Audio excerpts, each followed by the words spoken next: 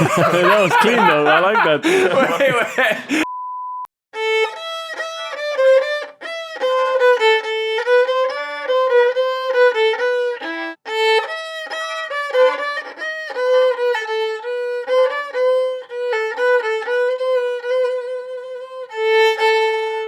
Oh, I choked. Damn. I choked. You didn't choke. That was excellent. Welcome to the Euphoria podcast. That was clean. That beautiful violin intro provided by none other than Excel top laner Odoamne. Bass violin enjoyer. It was a little bit of a choke, but It'll take a set to reset your mic position here. yeah. Round of applause. Round of applause for the man himself. Thank you. So thank you. how long have you been playing violin now? I know this is a skill that people talked about you having, but we're blessed to be the first people to actually see you perform. Yeah, I didn't show it to anyone. I mean, my chat and people always ask me to play something for them, but I guess you guys are two very special people in my life, so you guys deserved it, you know. Thank you. Oh my But God. I've been playing I think close to 2 years now, maybe a little bit over 2 years. Yeah. Having lessons for I think a year now. Nice. And yeah, I mean, I think it was in Rogue, my first year at Rogue, towards the end of the summer split. That's when I started. So yeah, I think it's around 2 years now. I can see it already. Like Odo's back in a final, you know. He's like doing the opening performance with a Jin mask on and no one knows who it is. And he's like playing the violin and it's Odo. And then like they're introducing the teams, but the top laner is missing. And he just takes off his mask and he just goes over to his team. Can you imagine the mental game if Odo's up there playing violin, takes off a Jin mask, and then you have to do your intro after Odoamne? Like the mental... you mean like the walk-in stuff? Yeah, imagine you're like, who's ever playing against Wonder, or Wonder Odo, who's ever playing against Odo, and you're just like, did he really just play violin live on stage? Yeah, I think there's only one the crowd's person. kind of going to be on Odo's side. Yeah, it's like what Homan does for G2, but like next level, you know, when he's just sitting there as a Giga Chad, you know, just being intimidating and all of that stuff. Just ripped. Yeah, and then having someone play it, then it's like next level. So that's the next level mental warfare. That's the dream. The only person who could compete with that, I think, is Boaster. You know, like on terms of like walkouts, that he's like the sickest walkout person. That's true. In esports, probably. We do there is a pressure to up our walkout game as Valorant seems to pass us. So, really? Yeah. I mean, I haven't seen what Boaster does or like how it looks in Valorant, but yeah, we're still in the primitive times here with our walkouts. Everyone's they're learning. But we don't have as many walkouts, do we?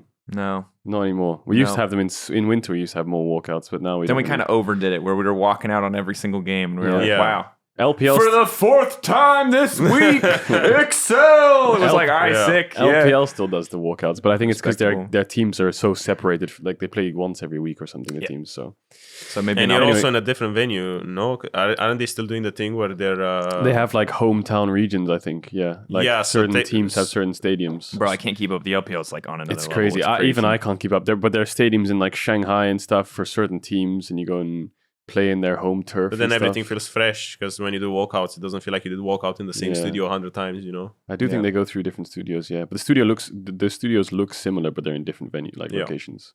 But yeah, gotta step up our walkout game. Content. But respect to you, Odo. Thanks for performing. I know that's probably anxiety inducing. Yeah, I mean, there was a little bit of choking involved, but I mean, you did it. It's done.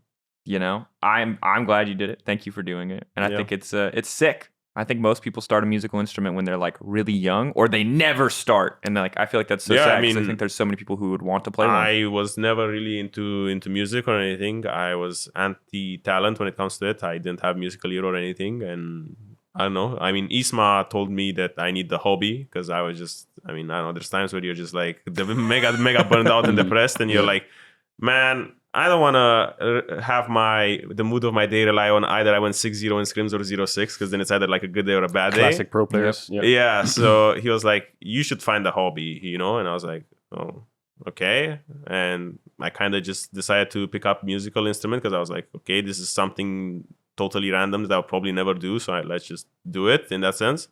And for me, it was like, let's pick up something that is as hard as it can get. Yeah, I was gonna say you could have just picked piano. And it could have like piano, you push the button and it makes the good sound. You know what I mean? Like this is hard.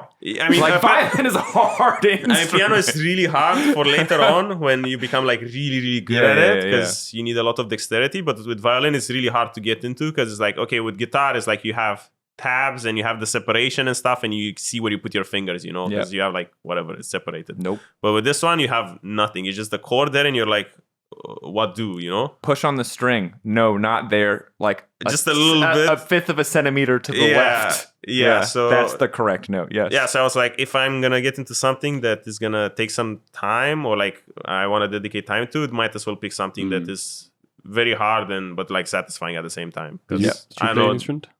Yeah, I mean, I play poorly a lot of instruments.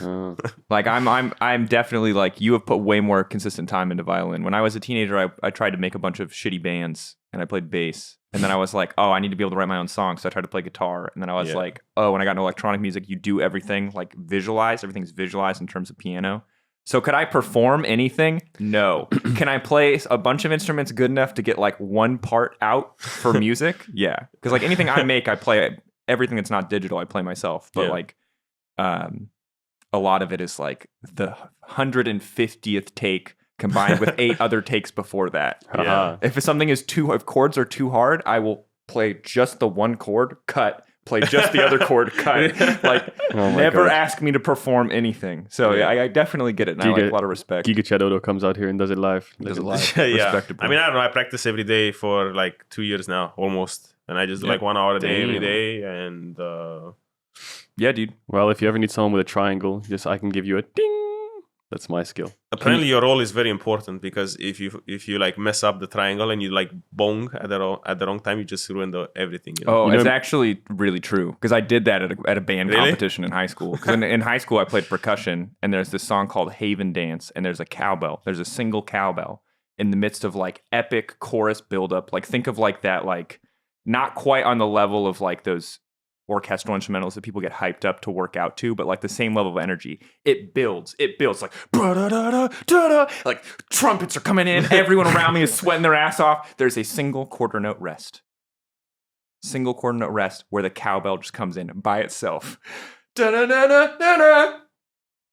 Dink, late. They've already started the next part. My band teacher has never looked more mad in his entire life.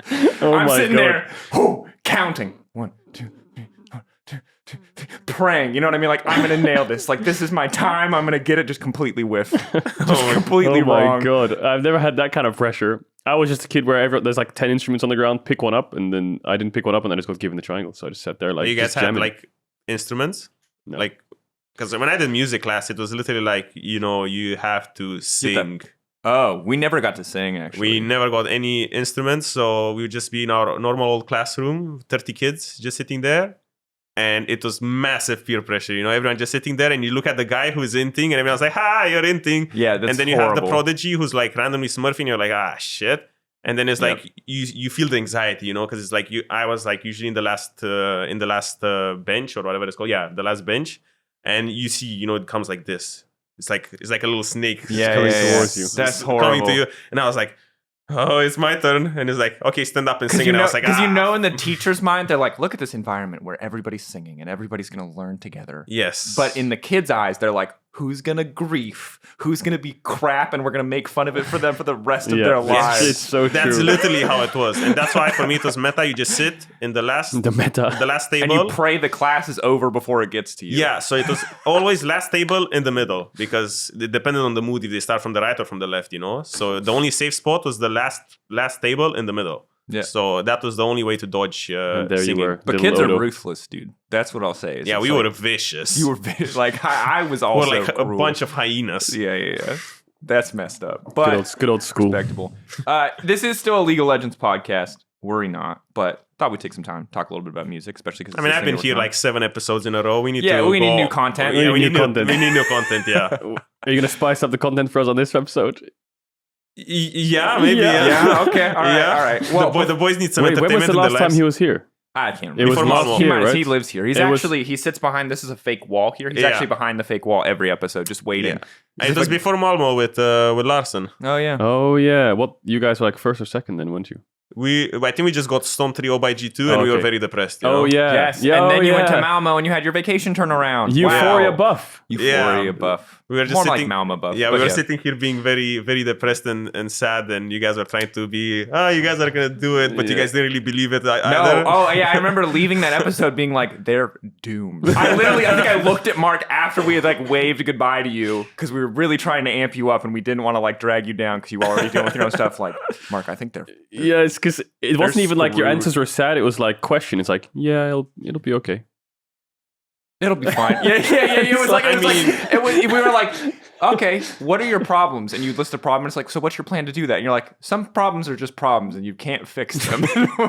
I mean, you can't be optimistic when you were like, I think our scrim record in that split against G2 was maybe something like 3 wins, 77 losses or something. 3 wins, 77 losses? Something like that. You're obviously over-exaggerating a little bit, but you didn't win any scrims. I think we didn't get into double digits.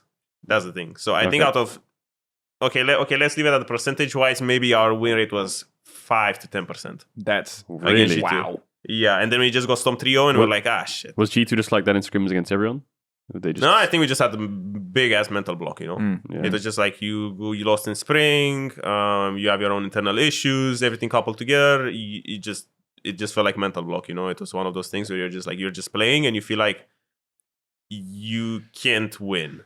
Yeah. So it was kind of sad, But then 3-0 happened and, it was like we went on stage in Malmo and it felt like there was no mental block anymore. It felt like we didn't really care, who we would play against. So it was a very cool feeling, even if you would have lost, being able to play and not have this strain on yourself, like this mental pressure on yourself that you had that whole year. But yeah, that's why me and Larson were not the most optimistic back then, because it was like, ugh. Yeah, those and then you guys are also putting the graphics head to head. Rogue, G2, last 25 games. G2 won all of them. It's true. And then when I would see that, I'd be like, shit. Bro, I mean, what do you want? We kept the receipts. I mean win the games. We gotta show the history. Yeah. We gotta build up some storylines. Yeah. That's why it's so epic when you did win. Because everyone was like, you weren't supposed to. Yeah. And then you get hyped up and then you go to Worlds and then... Actually true, because it was one of those... Usually people hate when it's 3-0 finals, but I feel like just because... If it was 3-0 and G2 had won, I think it would have been less... Obviously cool for the guys who hadn't won before on a big stage, for Flackid back at that point. And even though they had won, this is obviously the big stage, right? Yeah. But way cooler story when you guys ultimately won. Yeah, it was insane. That said... We got to talk about this year. I was like the rose tinted glasses, the fond memories. That was a good you guys intro. remember how great that was? You remember how fun that was? Yeah, you guys remember Let's talk about Winter Split. Actually finished 10th. Damn, this was brutal, dude. Yeah. And I wish that you were having a better spring, and we'll talk more about spring in a moment, so we could be like, but you turned it around. But we're still waiting for the turnaround. But like, what happened in Winter? That was tough. Fall from grace. Yeah, fall from grace. There's a lot of things. Let's start at the beginning. Let's start before, so you had this off season. Yep. You have this roster come together. Yep. Did you guys have a lot of time to practice ahead of time? Were you caught off guard by how hard stage games were? Did you have higher expectations, or did you think that there might be trouble or that this could be difficult before you guys actually stepped on stage in spring? No, I mean we had boot camp in December, so like we assembled the roster. We went to London at the Excel facility. We had boot camp for I think 2 weeks. It was going okay. We were actually doing pretty good, But I feel like the reason we were doing pretty good was that everyone else was bad and there was no team play. It felt like I could just play. I could just randomly play, get a lane lead, snowball, Vetheo would do the same, bot lane would do the same, everyone would do the same. And then come January, we came to Berlin, and all of a sudden teams are playing like teams, where they're just covering each other, clean macro, all of this stuff. And it just felt like we never really developed in that sense where we started playing as a team. It felt like we were still relying on someone to pop off, and when your playstyle is to punish mistakes, but teams don't make mistakes, then what do you punish? Because you have nothing to punish, and all of a sudden you're in uncharted waters where you don't really know how to gain leads consistently, and especially on stage games. I think there were times where I said where okay, how can we consistently win games? Because even though we went 6-0 in scrims today, the way we won games is not consistent, It's just someone inted, someone griefed, gave you the game, but it felt like you were practicing, but you were not really getting better, you were just winning, so everyone is getting a dopamine hit from winning, and then it was not replicable, because I would be like, we won today, if we play tomorrow the same team, are you going to win again 6-0 or like whatever? How would you replicate the result or the performance? And the answer would most of the time be no, and I feel like that happened because we really didn't take good steps or any steps at all to create a team culture, because there were times I think in winter when things were bad, I would be like, I think, well, I said to like the staff, and like the boys and everyone, I would be like, I think when we boot camped in December, even now when winter split started, I think we missed a very, very critical meeting or a discussion where we're like, what's our team identity? What are our strengths? What are our weaknesses? Something, to kind of get the sheeps to walk in the same direction, It felt like everyone had different ideas of the game. People were selfish to some extent, I felt like. And I just think the fact that we never had this discussion of creating a team culture or a team identity hurt us, because if you looked at the games, it just felt like we were just headless chickens just running around, and it was awful, You wouldn't look at this and be like, there's any progress from week to week, because I remember in Rogue when Seal came in, one of the first things he did was have a meeting about creating a team culture and team identity, and that's why we were also quite successful with that roster in 2022, because this is like a discussion that maybe not a lot of teams have, but I think it's very important when you're going to have a whole year together to kind of make sure and check in on everyone, that everyone's going in the right direction. And we didn't have that. And by the time I brought it up, or like by the time steps have been starting, steps were being taken to start to fix it, it was already like super late, because you're just like brainstorming, why are you just losing every single game? And then I was like, well, I finally pinpointed that it was this, but then it was like already too late, because mental damage is done, all of that, and it's like, and the schedule is brutal, and like we've talked about how great the schedule is in a lot of ways, but obviously the thing that we said is like, if you're winning, it feels great, and you can keep winning because the schedule is so tight, and having top 8 as opposed to top 6 is definitely nice, but if you're losing, it always feels like you're going to keep losing, because it's really hard to turn a ship around once you're started in this format. Yeah, and there was also no change in patches, because for example, before it was like, oh, you have a good patch, you're going to win on the patch, because it was like playoffs is very long on one single patch, it's great, But also for teams that are struggling, maybe you're better on the next patch and stuff like this. So it's kind of like a double-edged sword, but I think it's like, the format is great, It rewards teams for being good, and it punishes teams for being bad, Yeah, it's brutal. You only have 3 weeks, and you only talked about turning the ship around. There was only 1 week to turn the ship around. So you don't really have any transition time, especially when you bring in a new player. And just alluding to the scrim culture thing that you were talking about, I feel like I've been there as well, where you scrim and you win games and you come out of it, and that's why people say sometimes scrims are fake data, because like you come out of the scrim and you win, and you just win because of individuals, and you're like, there's no foundation, there's no concepts that you've learned. You go on stage expecting the same thing to happen, and you look at the scrim game and you're like 30 kills in the game, and you don't really learn anything. So you don't actually start putting steps in front of yourselves or walking forward. So team cohesion is literally everything. And identity is also something, like even just being brutally honest with your players and being like, you're good at this, you're bad at this, and this is why we're going to build a foundation around this is how the team will function. Yeah, and if you have a problem with that, if you want to try things on scrims game 5, we'll try it, but this is what we need to work on. Because for example, in Rogue, it was like, the weak side meme and all this stuff. For me, it was like, Seal comes in, first day, he's like, this is how I think the thing should work. We have good weak side top laner, the meme, whatever, Sure. But I was like, for me, it was like, your job. The meme came from somewhere. You're excellent. You're so for me, it was like, top laner. It was like when the team trusts me to do this role, I'm not going to become a terrorist and try to break away from this role, because the thing is, everyone had a certain expectation of me. You know, this is your role in the game. You'll always play this stuff like this, stuff like that. And for example, if I'm like, I want to play Aurelia this game, all of a sudden it's like breaks the mold. Yeah, and it's also a lot of pressure for my teammates as well, because they're used to me playing a certain type of champion, having a certain team dynamic, and all of a sudden it's a completely new feeling for four of the other players, you know. And I also think that it's when you have these discussions ahead of time, because this is a topic that's been coming up so much this year, because I think the other thing that this format does show is that like team culture is really important, and it's doubly important when you have to essentially sprint in each of these little mini splits.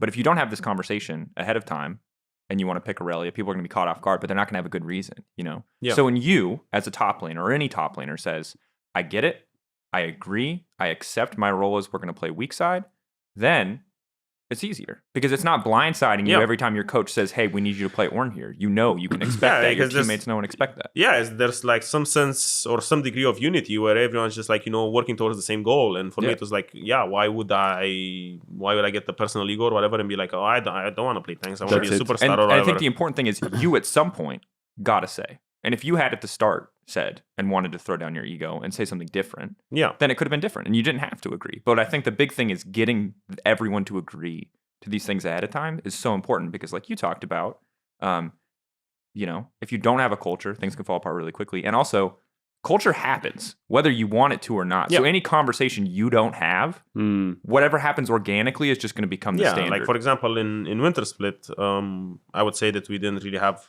team culture, but we kind of did have a team culture by not having any of those conversations, and our team culture was just up in the air. I mean, I wouldn't be able to pinpoint exactly what it was, but it was definitely a bad one. All had different reads on it too. Which is probably exactly. Someone has an opinion of what you want based a little bit on what you've said, based a little bit on how they perceive you. And that might be different for every single person on the team, looking at every single other person. And especially with this format of having 3 weeks, and when you get to like week 1, week 2, week 3, and the pressure starts ramping up, people go like, ballistic. They're just trying to brainstorm how to solve issues and all of this stuff. And since you didn't have this conversation before on, steering the ship in the right direction, then when pressure mounts, people make a lot of bad decisions, because they didn't build a foundation on how to implement things or take decisions or make good decisions and stuff like this. So it definitely felt, with time we were like, okay, we're starting to identify problems, but we didn't really know how to solve them because we didn't have the structure for it. People were not used to solving problems in the way that we needed to solve problems to turn the ship around. And it felt, I don't know, we were like, we just need 1 win or 2 wins in week 2 or week 3, and then we had like not really the hardest opponents, on paper. Yeah, and we still sucked. We were just not able to clutch anything just because we had nothing. Yeah, it sounds like you lacked obviously direction, identity. I mean, you think of teams like G2, for example. That they're probably going to play mid jungle into bot side. Like Vitality is really strong mid jungle. Like identity is kind of everything. I have a question about Winter actually. Did you fall into the hole of all week we're scrimming one thing, we go on stage, we play something different? Yeah, there was also that because the thing is, since you don't have a lot of time to prep now with only 3 days of scrims, a lot of times happens that you scrim, Saturday comes, a new pick becomes super OP. Let's say Heimerdinger becomes OP all of a sudden, and then you're like, well, the whole week we didn't play against Heimer. We don't play Heimer ourselves because we just didn't think it's OP. Yeah. And then on Sunday, you're like, are you going to play Heimer? Are you going to play against him? Are you going to ban him? Even though your prep has nothing to do with Heimer. Because the thing is, you have such little time, you don't have prep, and you kind of have to seize the moment in that sense to make a decision about it. So you kind of, I feel like with this format, or at least personal experience with like winter and spring, a bit of spring, you do have to go off the stuff that you practiced, and it's also some teams are not able to do it that well, us included, because we sucked. And some teams can do it like they can just first time it. Yeah, they can just first time it and have like decent results. And I feel like that's something that we struggle because we would have preferred, or I mean, for me as a player, personally, I prefer to not be in like uncharted waters when it comes to at least maybe my role, play stuff that I practice. Like, for example, if the last time I played, Irelia was like, a year and a half ago, and on the day Irelia becomes OP, I'm probably not going to have the level of performance that I would love to have. Yeah. If I would have like played her in scrims this week, stuff like that. I mean, there's times where I have like first time champs. There's been like times where I first time, I don't know, like Jacks into whatever Zach, when I didn't ever play Zach and stuff like this, where you just feel it on the day, But I feel like with this format, you do need to go off what you practice. Otherwise, you get punished because there's not a lot of scrims that are happening in the week. Everyone has different ideas, different reads, and you just need to go from one day to another and decide, okay, this is better, this is worse. We need to change fast. Yeah.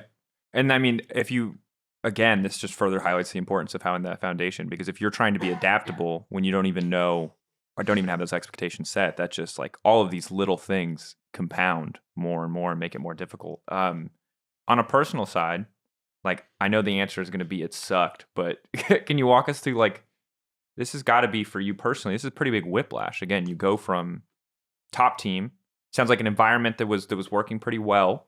Our best team at Worlds. Our best performing teams of the world, right? Like performance-wise, but I'm just talking about behind the scenes. It sounds like the environment was working well, especially after Malmö. And now you've come in, you're kind of rebuilding, and it sounds like rebuilding not on the best footing. Not to put any names or put any fault on anybody, but it sounds like as a team, you guys didn't quite get the start that you were looking for. Like, how do you handle that individually? How do you stay motivated? How do you keep pushing to individually to like make this team better, to make these changes? Like, what does that feel like? How's that been from your side? Yeah, I mean, it's been rough. I think this is without a doubt the hardest year I ever had, even at the top, being with Rogue and getting Storm 3-0 by G2, it hurts, but this, not being able to find your identity and your footing and all the things that I've been doing in my previous teams, to see them not work here for some reason that I still am trying to understand. It's been rough, going from 1st to 10th was something that I never thought would be possible, and it's been depressing. It's been huge mental strain, but at the same time, the splits are so short that you just don't have the time to process, It's gonna probably hit me later down the year where I'm gonna feel like a massive burnout or something, just because I've been stressing myself so much to get the ship on the right direction. Because in a way, even though like my job is to be a player, I'm top laner for Excel, not a coach or anything. Yeah, I've been here for so long that I could easily just be a coach because I've been through it all in that sense. So for me, I'm also trying to take a more hands-on approach to fix everything, because I don't want to be 10th, going from averaging higher finishes in LEC to straight up 10th. 10th was a first for me. I've been like 8th before, I think, but 10th was it's a shock. It's a wake up call that maybe you're not as good as you think you are. Maybe you're doing things wrong. Just because things worked in the past for you doesn't mean they will work now. Yeah, and that's something that I had to accept. That just because the things that I was doing in Rogue or somewhere else were working doesn't mean that they will work here. So I have a lot of questions. Where I'm just like, is what you're doing good? Or is this the right approach? Are you doing all you can? Should you focus more on this? Should you focus less on this? And for me, it at least after winter, it felt like I involved myself. I mean, I took everything way too personal, in the sense where I'm just like trying to fix everything, even though it's not my burden to fix in a way. Because sometimes it's like, sometimes it just sucks. You're just a player. You play, team doesn't perform well. You want to do more. Yeah, you just need to do your job, And for me, I felt like I was taking a lot more from the team burden, and I felt like I kind of lost myself a bit towards the end of the split. My performance started dropping a lot, because the way I was seeing it, I was like, my level was still like at a decent level, you know. It wasn't like a reason we were like losing games and stuff like this, and so I was like kind of dividing my attention to other stuff where I felt like, you know, if I make this better, then we're gonna pick up wins. Because I don't know, when you're like last place in LEC, you don't really, at least I wasn't thinking in a selfish way anymore, where I was like, I'm just gonna play well myself and let the ship sink, you know. Yeah. Because I've always been kind of like all in on the team aspect, and I was just like using literally every single point of my energy to fixing the team. And the thing is, it's just like I couldn't, and it sucked. And then I was like, well, whenever I took these steps in the past, it worked, but now it doesn't work anymore. What's the problem, you know? And it made me doubt myself a lot. It made my level drop a lot, and it was a really, really weird roller coaster of emotions, where it was like the first time ever, I think, after Winter split in my career, where I felt like, you know, lost or like washed up and all of this stuff. Because it's like, for me, it's also like I'm 28, you know, and I'm kind of like a boomer here, you know, where I've been here for a long time. And, you know, I personally always had this feeling where, since I was always kind of the oldest, or almost oldest in LEC, I always had this feeling that people are just waiting for me to get out, you know? Yeah. They're always just waiting for that gotcha moment where I'm having like a bad year or something, where they're just like, oh, he's done, he's washed, let's get him out, you know? And yeah, especially when like the average of the league is like lower in age and stuff like that, it was like also one of the things that was like, you know, on my mind, where I'm like, okay, you're 10th, the team is not going well. Is this maybe your like last chance and stuff like this, you know? Which is kind of a really messed up thing to think of, when considering last year was like my best year ever, you know, and I just won LEC, and I was like a big standout and stuff like this, and it's just like going from that extreme high where I felt like on top of the world to this lowest of low, where I feel like people just want me out and I'm not good enough and stuff like this. It's just like, it's really it was a very bizarre feeling for me, because it was like something that I never like struggled with or like had to deal with. And yeah, now I'm trying to have a different approach in spring compared to winter, because I felt like I took too much of a team burden on myself, and with time my performance started dropping, and I felt like I was losing my touch, in the sense where I wasn't really, you know, focusing on the right things. And as I said, sometimes if the team doesn't perform as well as you want it to, the best thing you can do is to kind of ignore the team and make yourself as good as possible, because in that way you kind of fix the team, which is kind of like counterintuitive. But that's also kind of the thing that worked in Schalke for us when we did Miracle Run. Everyone just admitted, we were just like, okay, we're just all incredibly bad. We're 1-10. We're really, really shit. So I said to them, I'm just gonna play for myself. You know, we're just all bad. I feel like the best thing I can do for the team is play for myself. And everyone's like, okay, yeah, sure, we're all gonna be KD Warriors or whatever you wanna phrase it. And then we started everyone doing it, and all of a sudden the team became better. You know, because the irony of it. Yeah, it's really ironic. You know, where you're just like, I'm just not gonna be a team player, but you're making the team better by not being a team player. Yeah, because in a way, your mind goes from this hive mind of issues, or this like circle of, you know, doubt and issues that you have in a struggling team, and all of a sudden you take that inwards and you focus on yourself, and then you kind of become, you know, that point of positivity that is like, you know, consistently good for the team. And then in a way you also lead by example, you know, like if you're not part of the issue, then people can focus on themselves more, because, you know, there's just like not a lot of things to deal with. Damn. I mean, that's just the amount of pressure you've just described across this entire season, from winter into spring now. That's a lot. And I wish this was the moment, like the calm after the storm. You know? I wish this was the moment where we were looking back and talking about a season that turned around, or that there was a miracle run. But sadly, like, we're still in the thick of it. We're in the thick of it right now. And it's like, so what? You've got Limit this season. You've had Hedon come in as well as a coaching staff. Do you feel like the path forward that at least like the steps are being taken now? Do you feel like Excel is somewhat going in the right direction? Even like, yeah, like the parts are falling off. Yeah, there are holes. Yeah, water is leaking in. But it's like, do you feel like it now, at least that the ship is going in the right direction? Do you feel like you guys are taking the right steps? Yeah, it feels like, I think even in our games, you can see some degree of teamwork that just wasn't there in winter. Like our games look, even though we're still losing, our games look cleaner in the sense where it's like, you see why you lose. You're just like, oh, you just got outperformed as a team. Maybe your Drake setups are bad. Nash, you into the Nash or whatever. You lost early game, but before, the way, or like the reason we were losing in winter was very inconsistent. You would not be able to pinpoint and say this is exactly why they're losing. You'd just be saying, oh, they're losing because they're bad. Yeah. But now it feels like there is some team culture and team identity being formed a bit late, Yeah. a bit but later. It's a start. I mean, it's a start, but yeah, I mean, with Hidon and Limit coming in,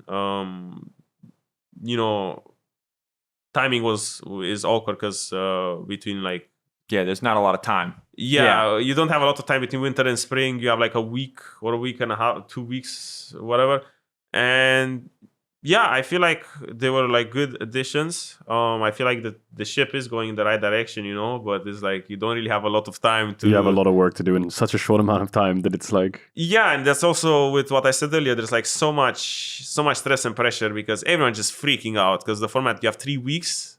Because right now the way I see it is like, for me it's if I'm out this week, I see you guys in like 2 months and a half, and I'm like, you're gonna see us in June. Yeah, that's just crazy, April. Yeah, it's not even April, so it's like I have 1 week to fix so many issues. Yeah. Otherwise, I have like 2 months and a half break, and also on top of that, it's like we have like 5 points out of charity, from winter. Yeah. From 10th place, yeah, five championship points. So if you do not even 0 points, 5. So it's not even enough to be like mediocre in summer. You have to be good. Yeah, so you have to probably win actually. Yeah, let's do hypotheticals. We were 10th in winter. Well, that's not a hypothetical. that's a given. Hypothetically, if we had gotten 10th in winter, yeah. But that's 5 points. Let's say we get 8 in spring right now. That would be like what, 20 points? 15, 20 points, yeah. 20 points, let's say. You have 25 points.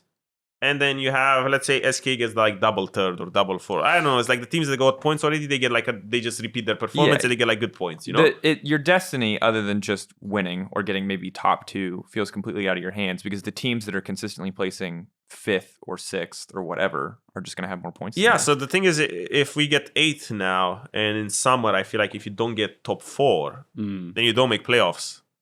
And then I'm like the protagonist of you worked 9 weeks in the year, and then you get paid for the full year, and it's great, but it's also miserable as hell, Yeah, because you're not like you're not like memes aside, you're not here to steal a paycheck. You're here because you want to win. You're here because you want to be in the best team. Yeah, because it's just kind of like what's it called, like a medium where I get to do what I like, compete and stuff. And I'm kind of like blocked from competing just because I'm like the format is like this, and I'm just too bad, Yeah. So I mean, it's rough. It's rough, and all of this is like it's stressful because it's always on the back of your mind because you're like.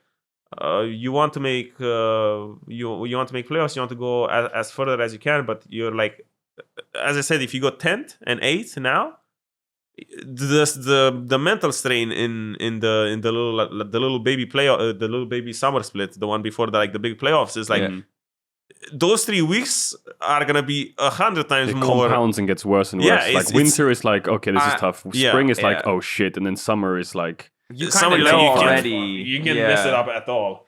Well, and what I'll say is, damn, like, I didn't even appreciate, because obviously we hadn't had this discussion with you yet, how kind of doom and gloom and how stressful this could be, because it's not something that we obviously personally have to think about every week. Championship points, it comes up when it comes up. But that's another level. And I think that I'm waiting for the point where I get to go, Odo, here's the silver lining. Look at this thing that you can look forward to that's sick. But the other piece of information that was announced yesterday is that Vetheo is taking a step back. Tim Reichard, I think, came out and tweeted either last night or earlier this morning. This is on the Wednesday when we're filming, that like this was an org decision, just to be clear. He got benched, I think. Yeah. He got benched. He's back for Vetheo, dealing with some mental health stuff, maybe struggling to perform a little bit. But Abbedagge, hearts out to Vetheo, obviously. Abbedagge now stepping in, and while absolutely go give your love to Vetheo, because I think that is a difficult thing to deal with. And I think on all of your team obviously feeling pressure. Now Abbedagge's in. Now you've got 3 days. So this feels like... I feel like Excel is just rebuilding the Schalke roster now. It's like, as much as it was with Dreams, now you've got Limit from Schalke. You've got you from Schalke. You've got Abbedagge from Schalke. Yeah, this is...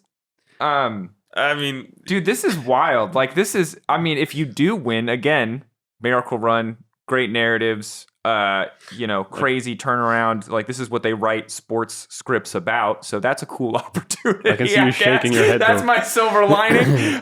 For me, it's just funny that there's just so many pieces of the Schalke. It's like Tim is there. Mert is there. Yeah, Abe is here. It is. Yeah, I mean, it's the Schalke ship.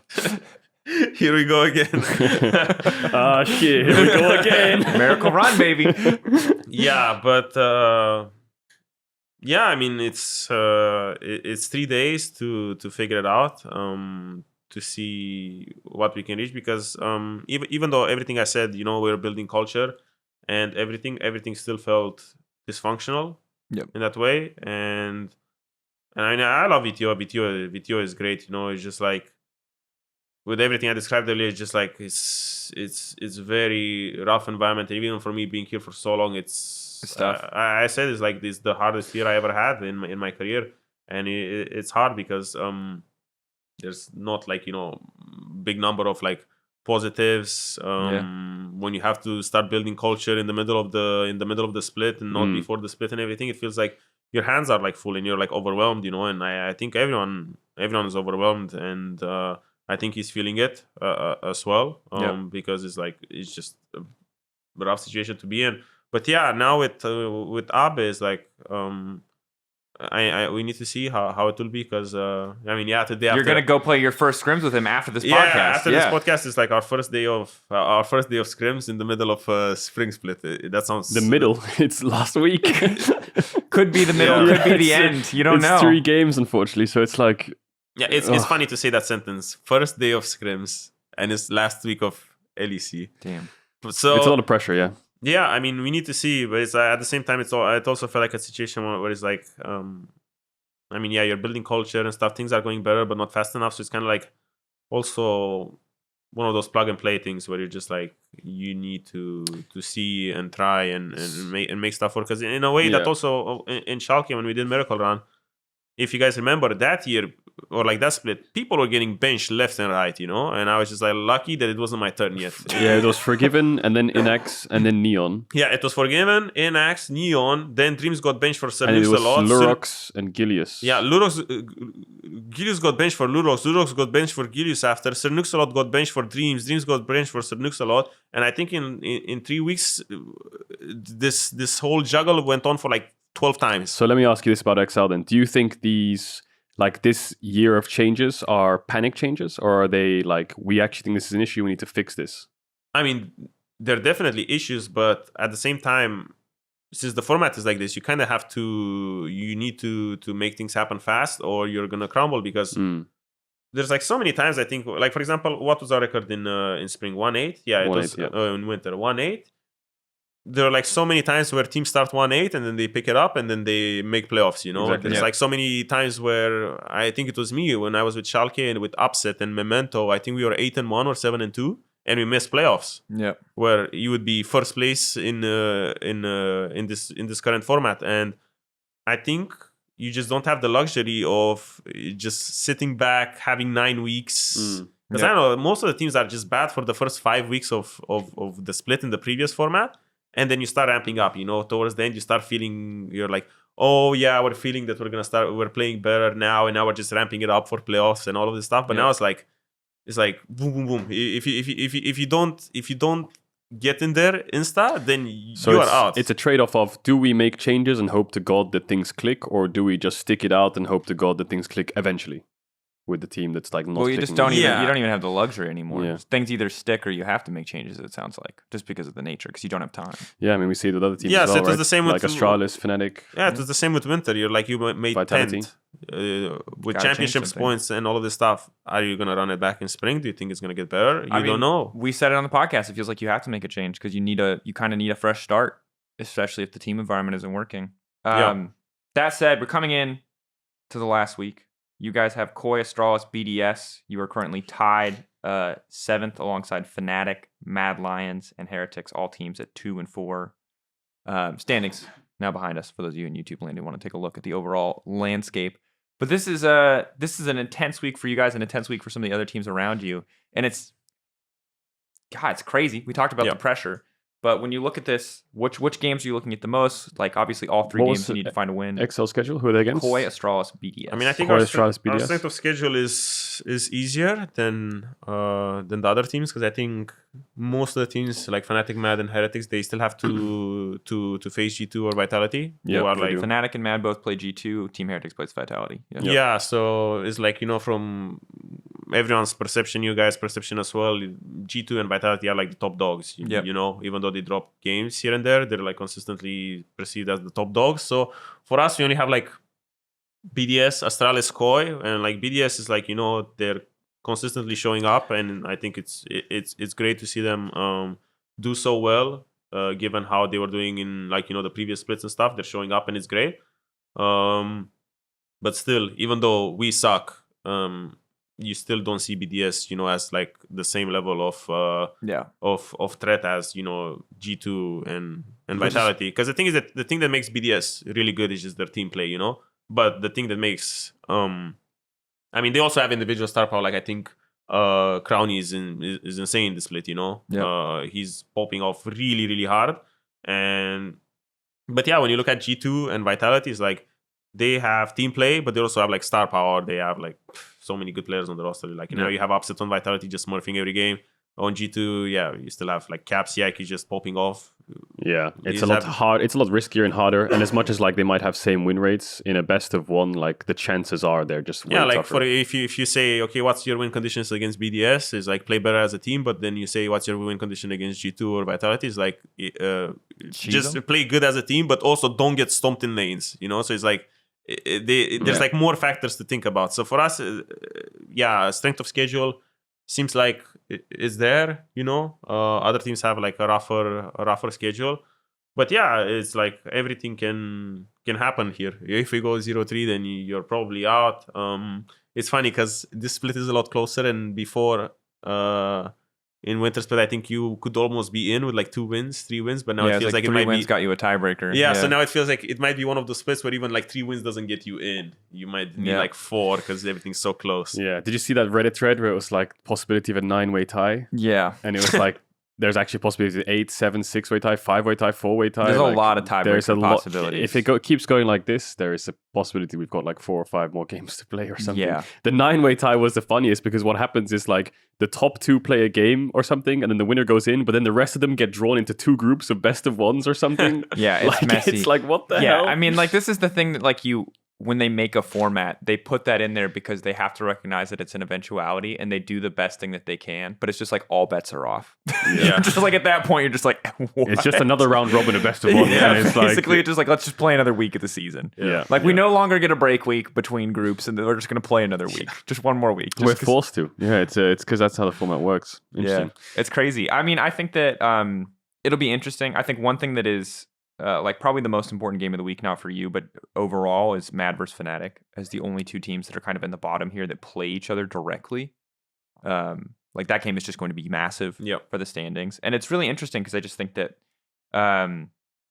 teams have kind of been all over the place. I feel like of the 4 teams currently tied in 7th, you and Mad have been kind of like the teams that have looked like they're struggling the most, whereas I think Team Heretics and Fnatic may be holding on to some momentum as we come into this week, but so much can change in a week of scrims or with a brand new last minute substitution. So who knows? Are we on 13.4 for the last week? Yeah.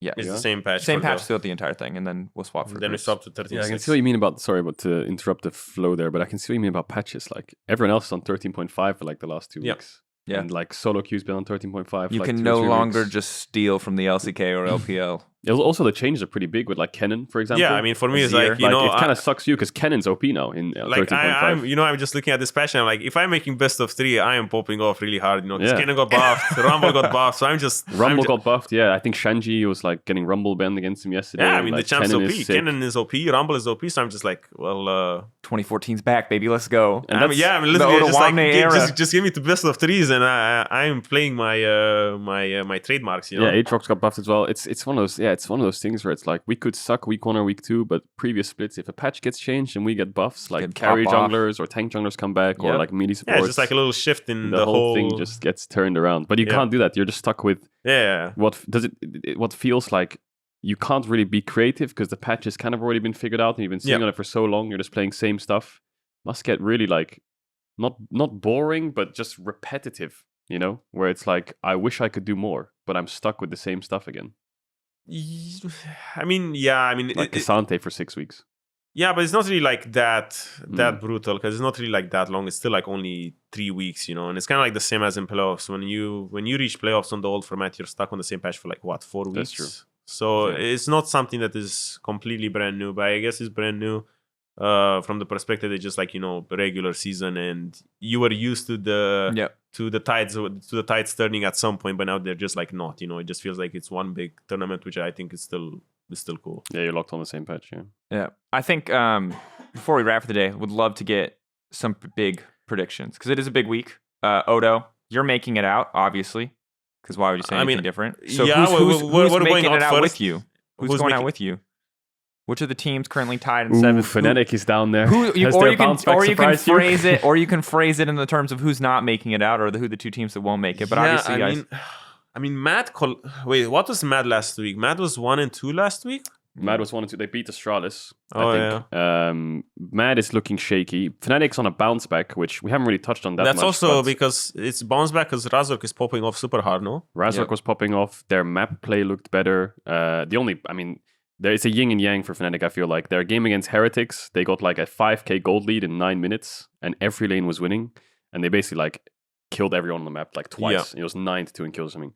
But then the game went to like 40 minutes slugfest, like absolute macro maniacs. And then I think the Fnatic game against Koi was great, but Koi's draft was terrible. Like, I remember. They had like Nar TF Kalista, Lee Sin. I mean, the thing was, if like they 10 minutes, if they didn't win the game, if they didn't start winning in their lanes, the game just fell apart. And okay, I'll just say this now: Malrang Lee Sin is the most imposter pick I have seen. He did Smurf in finals with it, no? He did, okay, and I'm saying that's fine. But this week, even the game that he won looked loose. Hit or miss. No, it did not hit this weekend. I'll say the Malrang Lee Sin did not hit. No, I would argue did not hit once this weekend. That's just Marang in a nutshell, no? He's just like he's a 50. Sometimes yeah, he's a 50-50 you get the Psycho Marang that's gonna 1v90 games, but sometimes you get the You've been there for a year of it, haven't you? You get the Malrang who leaves Dragon at 25 HP, goes to Wolf Camps, and dies to Razork in his own jungle. Yeah, that's rough. He's a legend. I mean, I loved him. I know. I'm not trying to rag on Malrang. I love Malrang too. He's that a was genius. a bad In my decision. eyes, he's a genius. He's just like a mad lad. A chaotic Guys, genius. You can't elevate him to untouchable genius status. He can't be above criticism. Sometimes play is good, sometimes play is bad. But at least play is there. Yeah, I mean, you guys criticized him for his rune choice and stuff like this for playing first strike, and this guy just didn't care and just doubled down and first strike on every single thing. I'm just saying that I think that the Lee Sin could be addressed on the Koi side. They could try. I don't think that they were getting out of it what they wanted. That's what I will say. Yeah, I mean, the draft is just really... I mean, Lee Sin TF's good, but when you're playing like Kalista, Nar side lanes, you have to get them ahead. But like that game, huge props to Razork. Absolute turnaround. I think the more he meows, the more he plays better.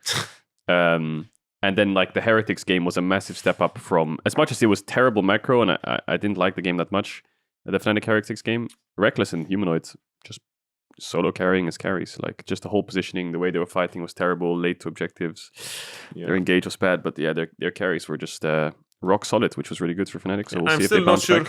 who gets it out. I would say that maybe us and I mean, Mad is so weird, man. They are so weird. Mad Lions are just, I don't get it. This is my thing. Is it like, I feel like that team is like, if Elyoya and Hylissang are vibing, that team is great. And I feel like the second they aren't able to do something, that team just does nothing, which is crazy because I really I thought like I had a good read on this team last season, and I thought it was a lot about like Chasey doing so well in side lane. Niski was really looking good, but like Elyoya, I don't know where the problems are coming from, but like Elyoya's struggling. I think Hylissang has been struggling, and as a result, Niski's not looking that great. Like this whole team just looks super, super lost. Yeah, I just think when Niski's not on like a roaming champ, this team just like when he plays mages, I feel like their side lanes collapse.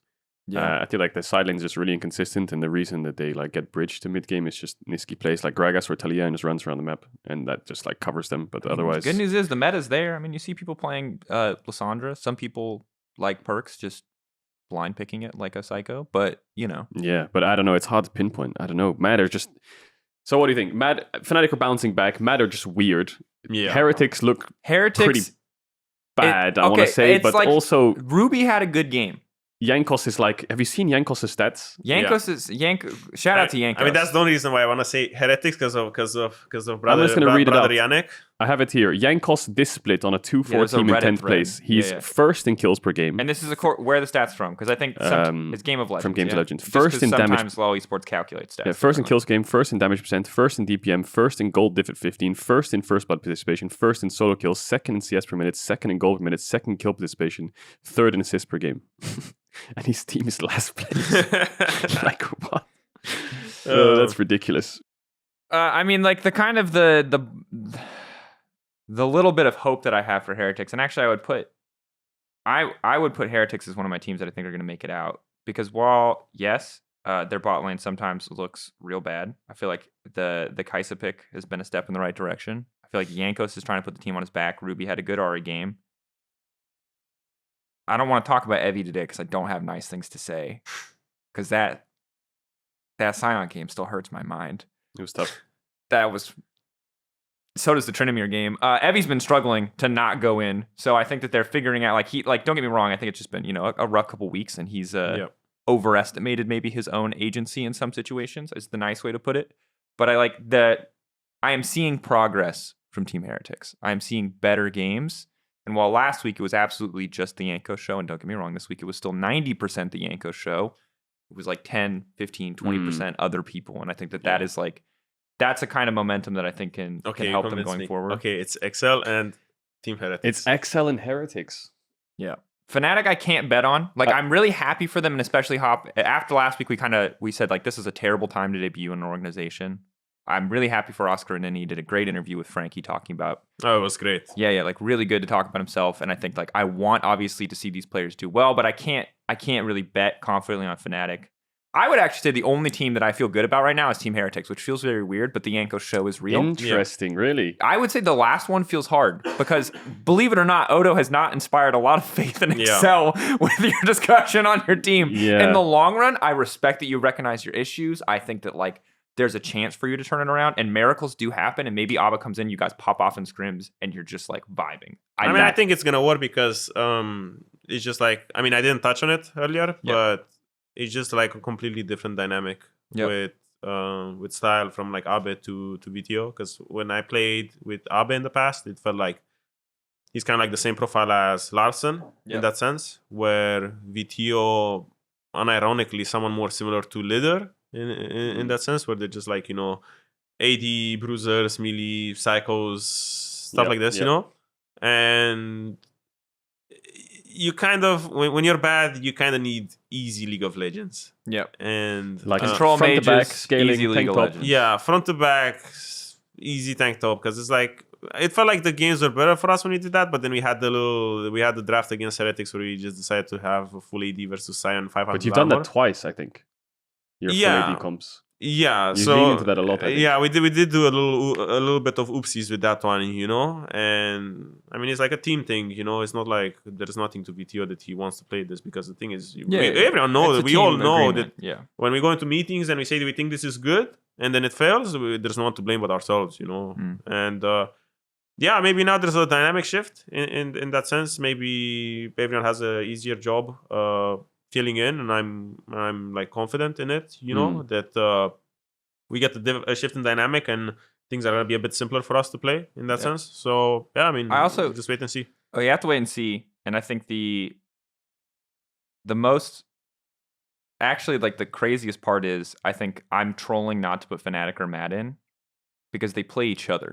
So one of them has to win. True. But it's no flame. But literally, like, your schedule is Koi, Astralis, BDS. And any other season, I would have said, oh, Astralis, BDS, whatever. But everyone's pretty good. Like, yeah, Koi griefed that draft, but like mostly Koi have looked better. I look at Team Heretic's schedule. It's Astralis, Vitality, SK. Vitality, SK are two of our best teams. Astralis is also looking like pretty good.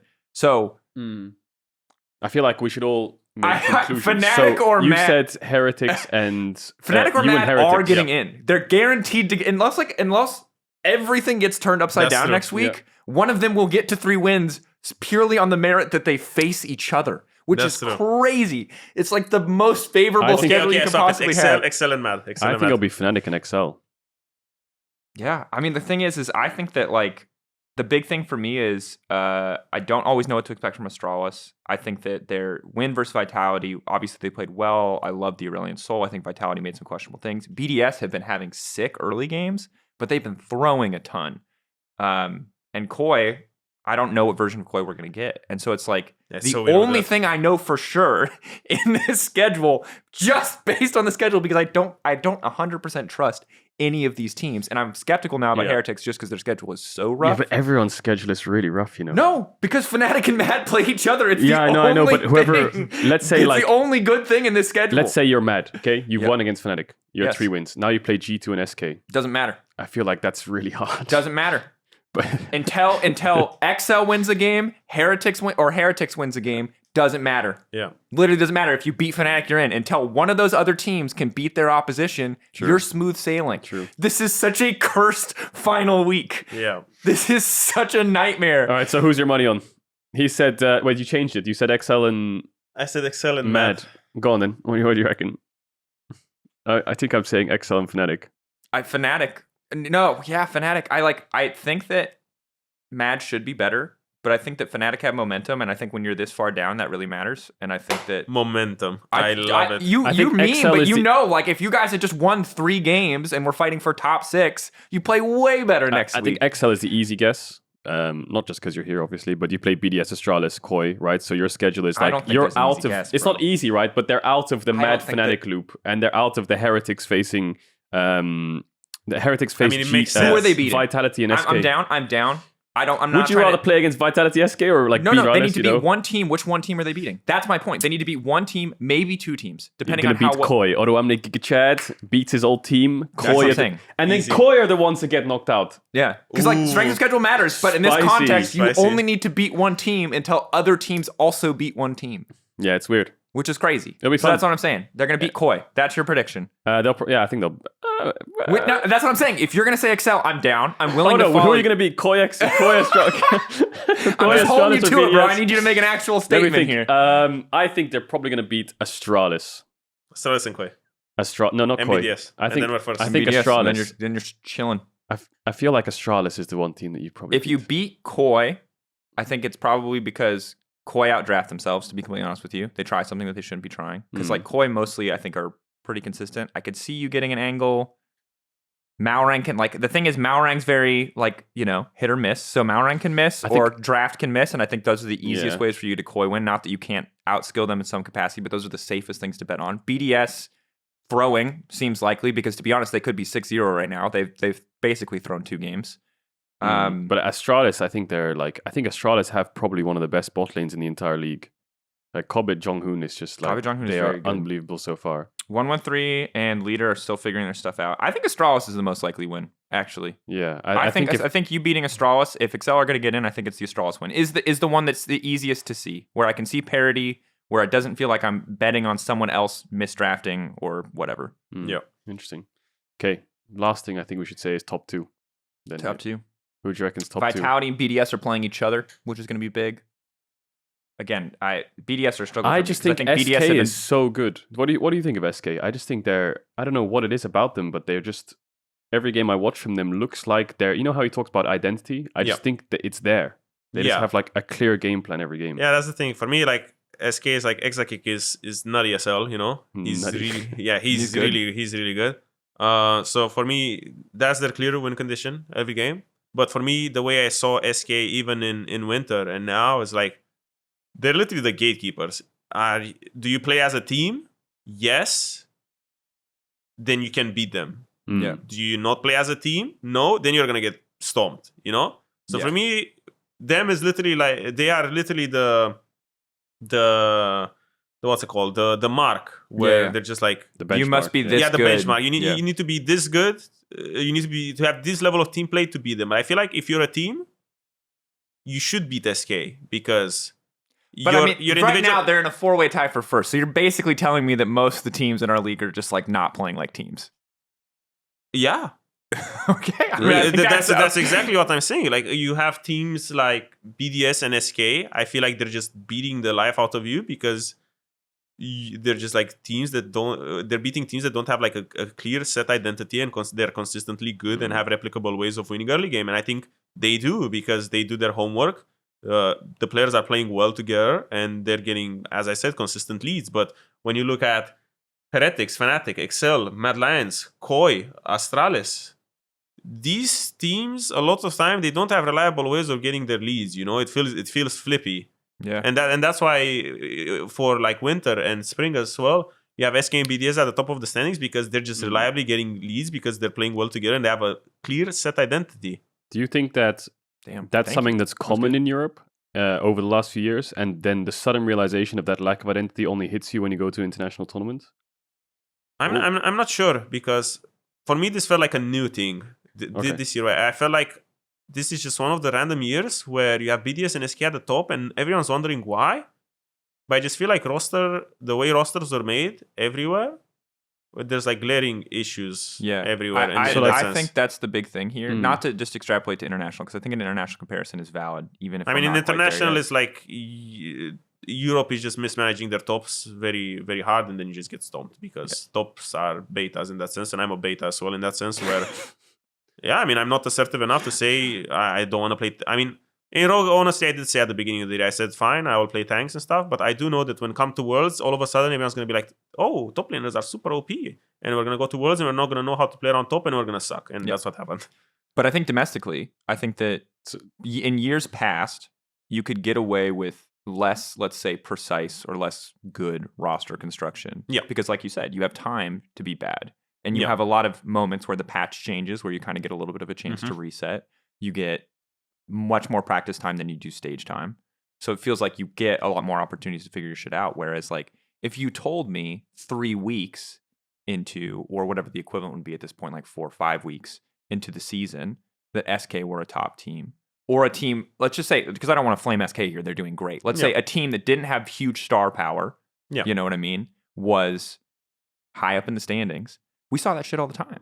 Yeah, it was, you had good practice. Misfits. You were working well together. Yeah. You knew the patch well. And that was the momentum you needed to have a good first couple of weeks. Yeah. And now what I used to see that as was like, ooh, band of brothers, they're getting along, they're fine. You know, and now what I see that is like really good, actually just good team construction.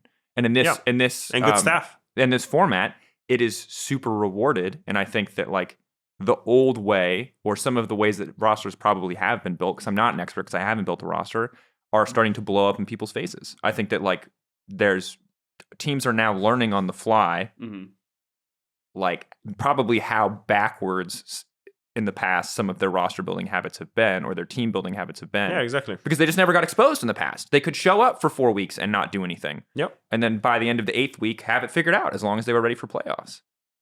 Yeah, I mean that's the big thing that I feel like what's happening now, because BDS and SK are really good. You know, they're like there's no shame being like a benchmark. You know, because it's like everyone, if you're being a benchmark over 6 other teams, then that means you're a really good team. You know, and they're great. They've been doing stuff great. Their staff is great at building, you know, identity, culture, all of this, and it's something that everyone should do or like try to implement. You know, and it's just like they're just punishing noobs. That's honestly how I felt in Winter. SK and BDS are just winning against noobs. Because 7 teams in the league were noobs. That's how it felt like. So now we're down to 6 teams or noobs. Yeah, because Vitality got upset, so yeah. They won the off-season. There you go. Yeah, they won the off-season. They won yeah. the off-season. The 1 week off-season. Jesus. Respect Well, it's to true. them. They do look a lot different. Yeah. Maybe Excel can win the on-season with the mid-term roster spot. Yeah. With Yeah. Abbedagge coming in. Yeah. Faker Dagger baby. being back. Faker Abbedagge just comes in 3-0 week Giga Chad playoffs run. That would be insane. Yep. So I'm going to Is That say... would be mental. Is that what we're holding out for? Oh, yeah. I mean, I'm I'm telling you, I'm ending first this split. Yeah. I'm saying... so I think top 2 is going to be... Excel G2. XL G2. No, I think probably mostly impossible, sadly, for top 2. Nah. I'll give you top 8. Thanks. Maybe. I haven't decided yet. Let me think. I think G2 Vitality are the clear top 2 in strength, even if it doesn't manifest in standings. Sort of flip. It's all kind of a flip. Sort of flip. I think for Vitality the bottom, finished first last split. And then I bottom. honestly will say I cannot in good faith predict any team other than Fnatic, and the only reason I can predict Fnatic to make it out is because they play Mad. And that's so cursed. I know that's so unfair, but like it's absolutely a flip It'll this be week. interesting. It's a wild week. Mad versus Fnatic is on day 1. Vitality versus BDS is the other big banger for the top of the table where teams in that competition play directly against each other. Mm-hmm. Odoamne, with his new mid laner Abbedagge, will be playing against Koi, Astralis, and BDS. It's going to be a sick, high stakes, very stressful, very intense week of League of Legends. At the end, 2 teams will be eliminated. 8 teams will go through for groups. There's a week off after this where I don't think we'll be making a podcast episode, but we'll be back for after that for groups. So good luck, Odo. Yep. I hope you don't have to take a 2-month vacation. Yeah. Hopefully it's just MSI off. Or maybe you go to MSI. You know, let's really make a miracle run happen. I'm ending first in the split, so May the Forge gods be with you. yeah. May the gods hint. of... May the blind pick. May Faker Dagge Forge come down from the skies and Gucci Dagge disappears. Yeah. May you draft scaling and weight in every game until they outplay themselves, Odo. May the dragon fights be ever in your favor. Good luck, brother. Yeah, luck, man. thank you. Good luck to all the teams this week. It's going to be an absolute banger again. Saturday, Sunday, Monday, final week of the regular season for spring. 2 teams will be eliminated before we move into best of 3s. Be there. We'll be back with more Euphoria content before we head into groups. Thanks so much for watching, and we'll see you next time.